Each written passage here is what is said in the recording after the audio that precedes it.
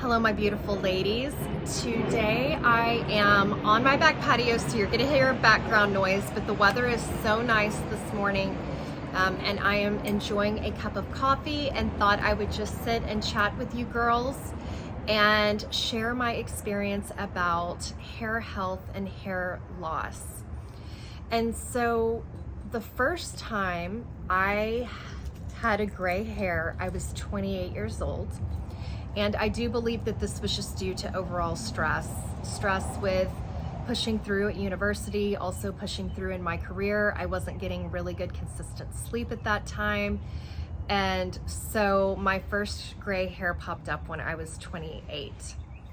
When it comes to coloring and using chemicals, I really didn't start playing around with this until my 20s. My early 20s, I often played with doing fun highlights in my hair, especially during the summers. And if I, hang out by the pool and going to the beach, I loved having highlights at that time. And then the second half of my 20s, I actually swung the opposite way and I colored my hair the darkest you can color it, brown, right before you get to black. And actually this is when my husband and I first met. I had very dark, almost black hair and really enjoyed that as well. But one of my hairstylists told me, I do love coloring your hair, but you do want to be mindful in how often and frequently you're putting chemicals in, just for overall hair health. So starting in my 30s, I actually stopped cold turkey coloring my hair at all. But then as I got into my 40s, that one gray hair at 28, there were maybe a few here and there that would pop up, but it really didn't start to bother me, and there weren't enough to bother me until I got into my early 40s. And so now what you see now, I am getting my hair colored. It is closer to my natural color, which I'm loving. And this is an investment that is important to me. It makes me feel so good to have my hair color and not see many grays. It lights me up. And so for me at this point in my life, this investment is totally worth it. So hair loss, this didn't come about for me until I was pregnant and started breastfeeding. I know that this is a very common thing for women, because when I started to experience it, I Googled it and researched it. But at the time, I really didn't do anything about it, because some of the things I read said, oh, well, when you're done breastfeeding, your hair will come back oftentimes. And so I just thought, okay, it's gonna come back. I'm not gonna worry about it.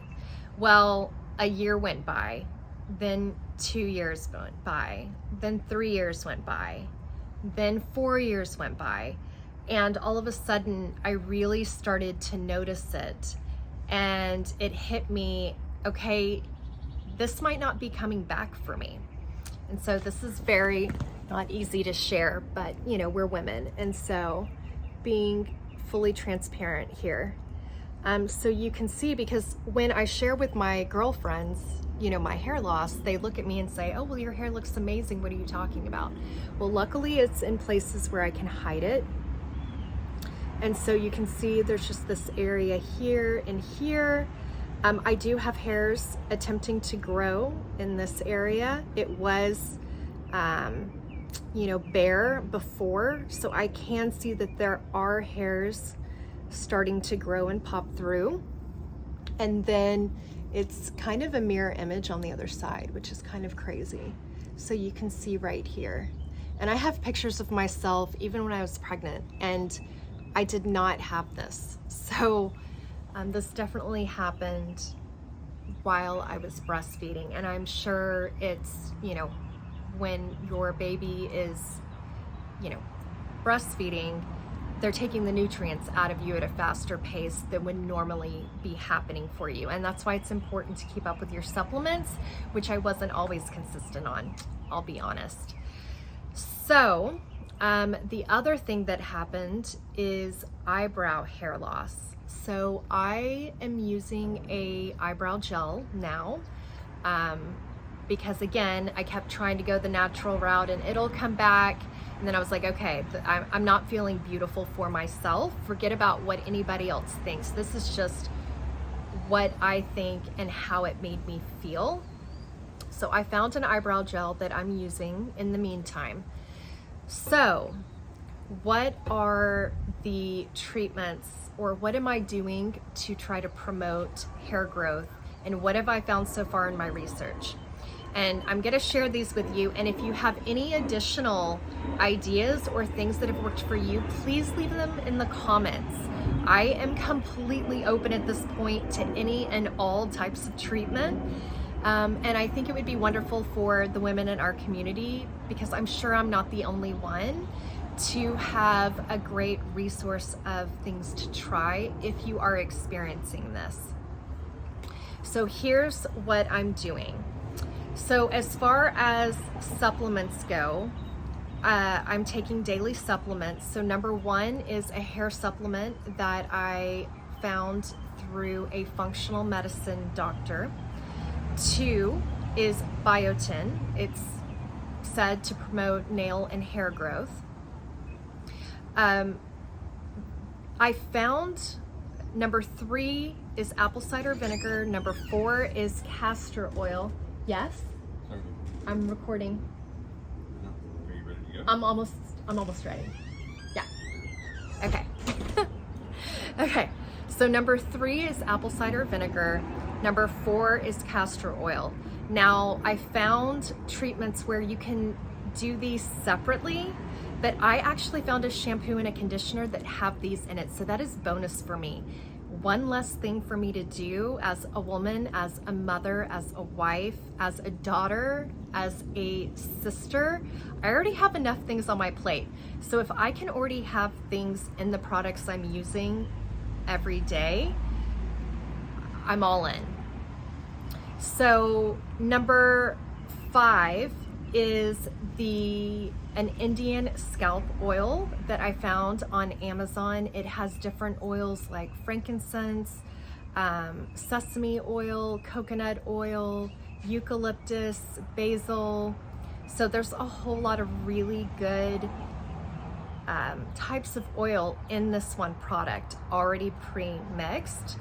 And so I will do a weekly scalp treatment with this, where I just massage it into the area, and then I have a scalp massager that stimulates the follicles for growth. And so I'll just do that for about 3 to 5 minutes. I put my hair up in a clip and I let it sit for an hour to 2 hours, and then I wash it out.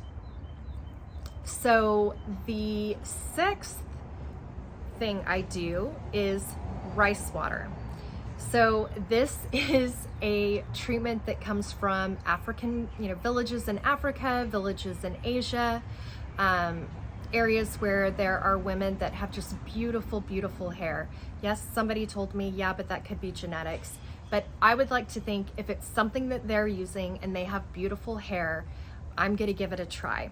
Now, this one is a little bit more involved to make. You can Google it on YouTube, and it does need to sit out overnight.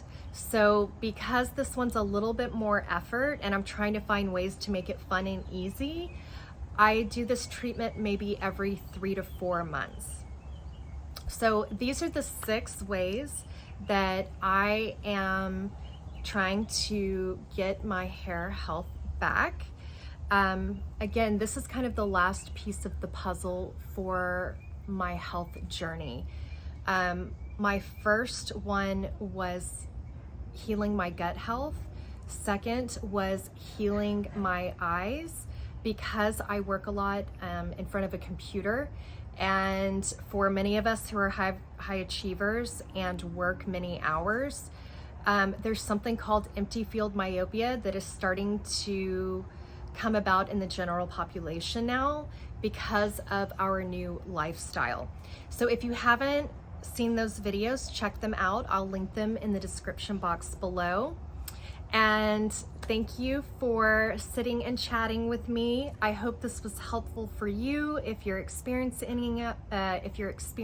any of these, and I will catch you in the next one. Bye.